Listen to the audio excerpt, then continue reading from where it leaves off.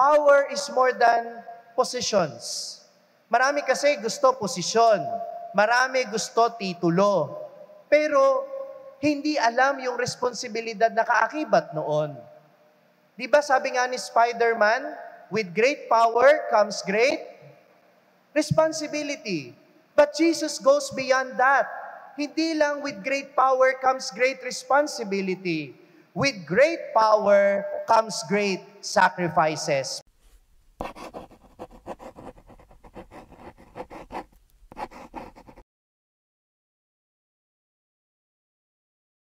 Magandang gabi po sa inyong lahat. Good evening. Last week, tinanong ko po kayo, hindi pala ako nag-sermon last week.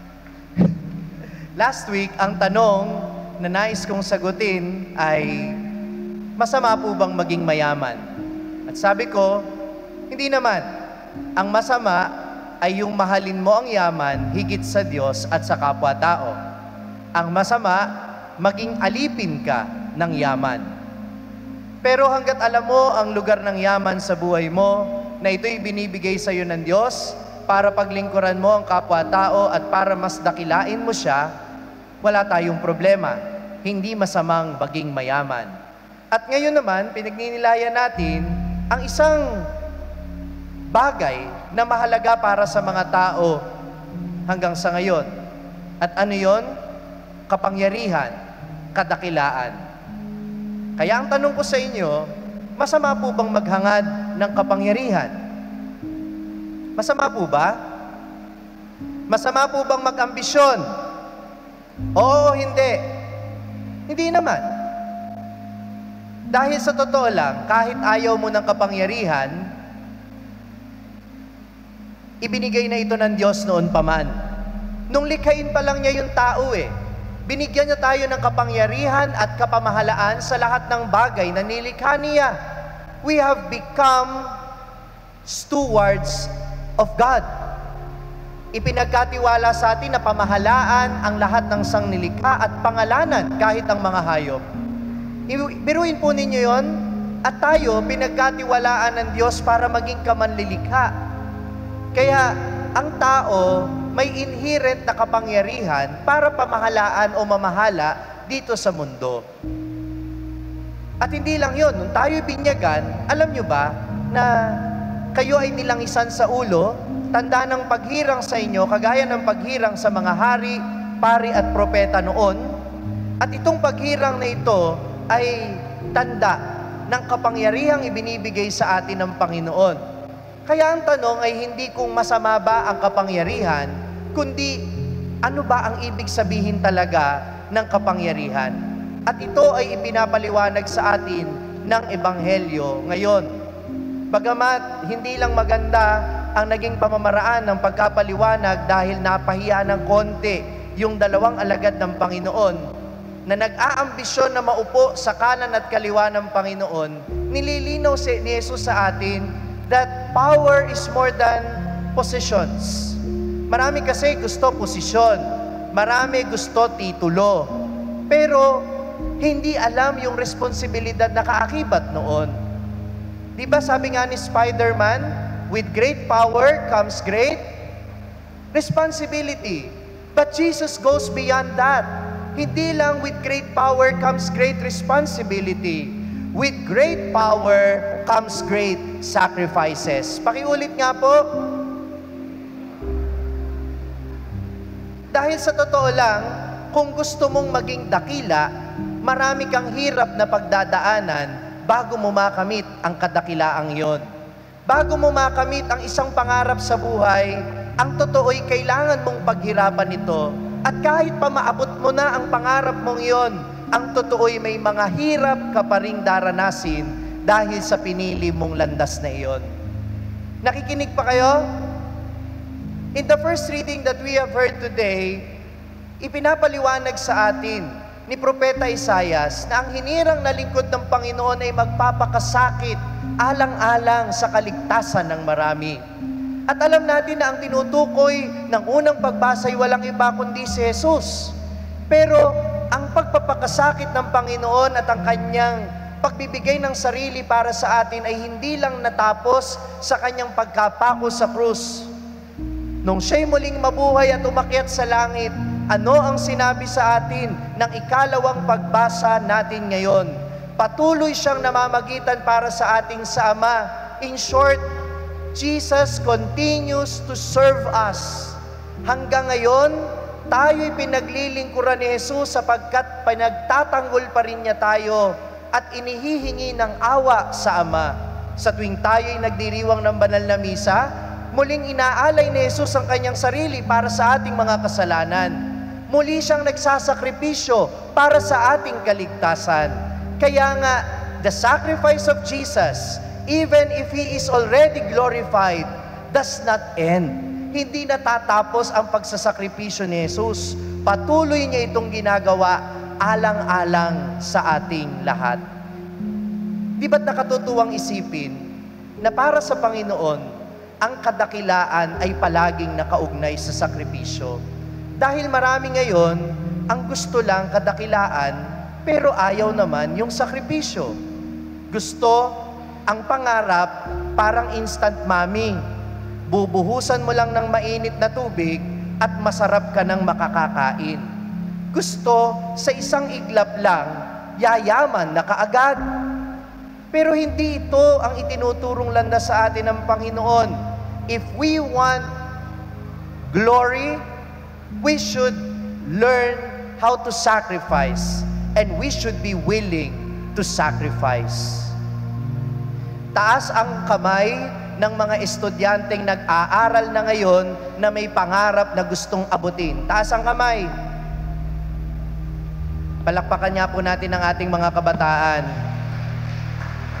Gustong mag-engineer, gustong maging doktor, gustong maging teacher, gustong maging architect, gustong maging businessman, gustong maging content creator, gustong magpare.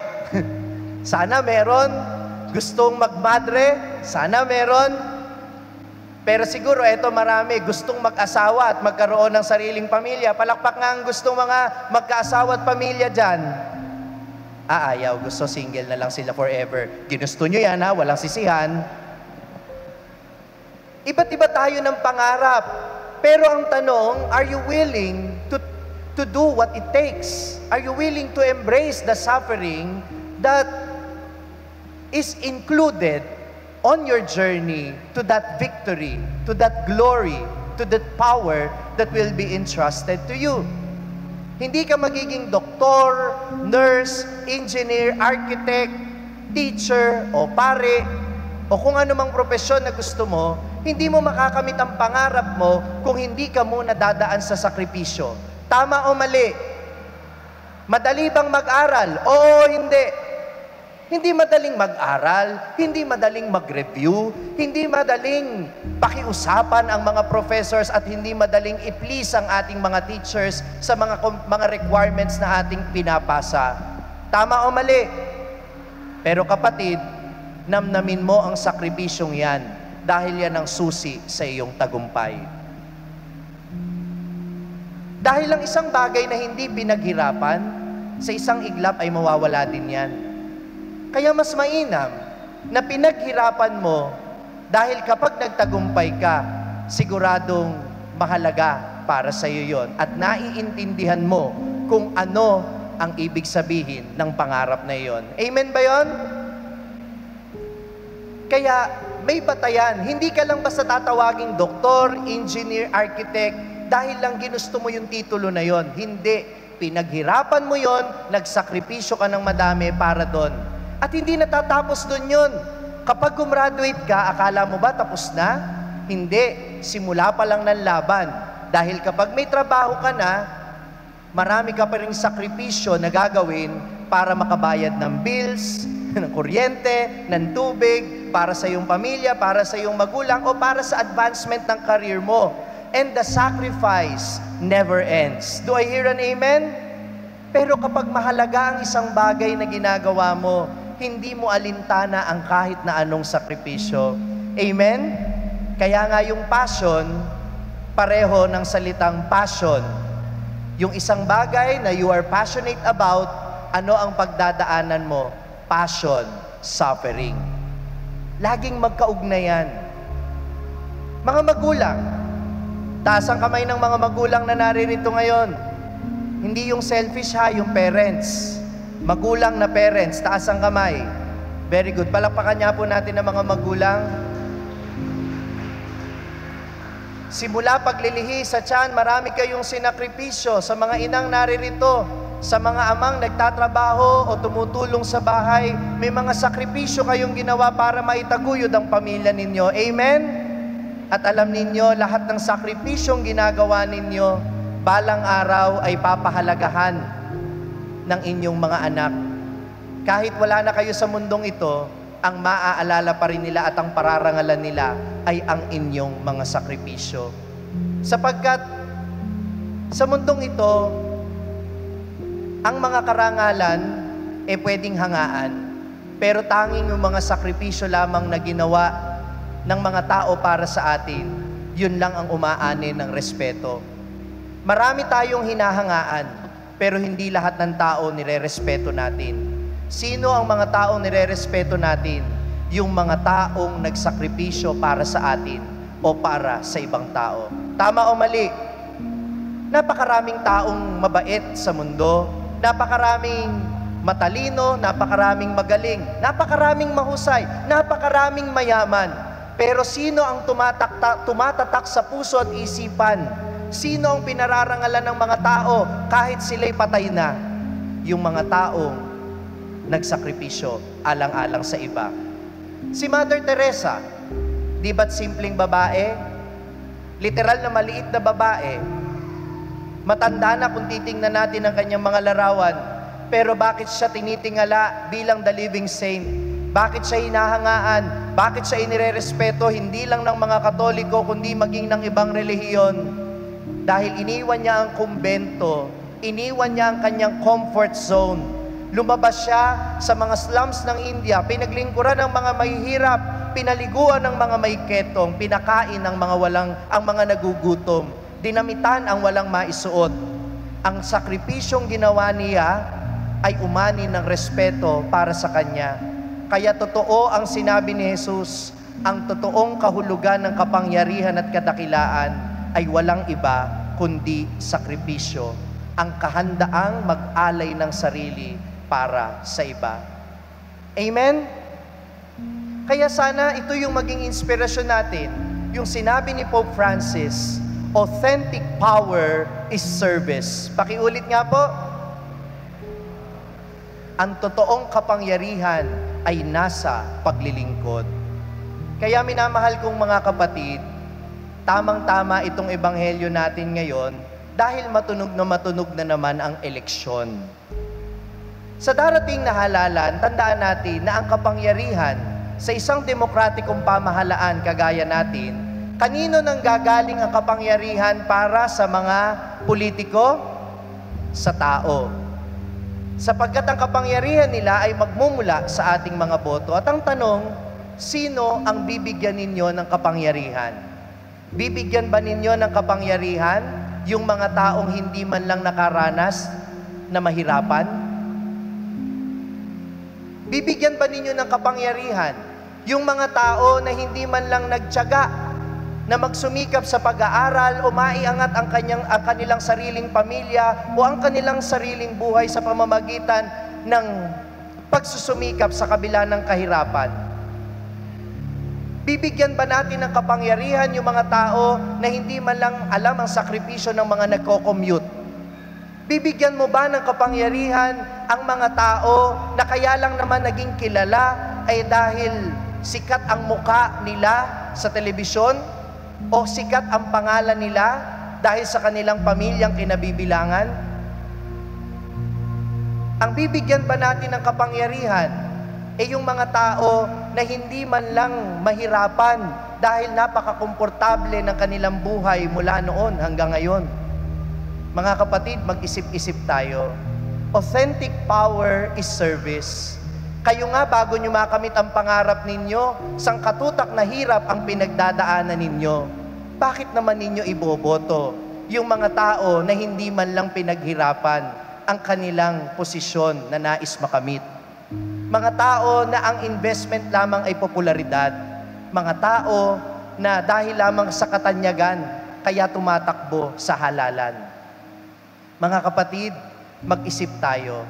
Kinakausap tayo ng Ebanghelyo na sana maging pamantayan man lang natin, a very minimum requirement na hanapin natin sa ating mga public servant is that experience of sacrifice and willingness to sacrifice. Amen?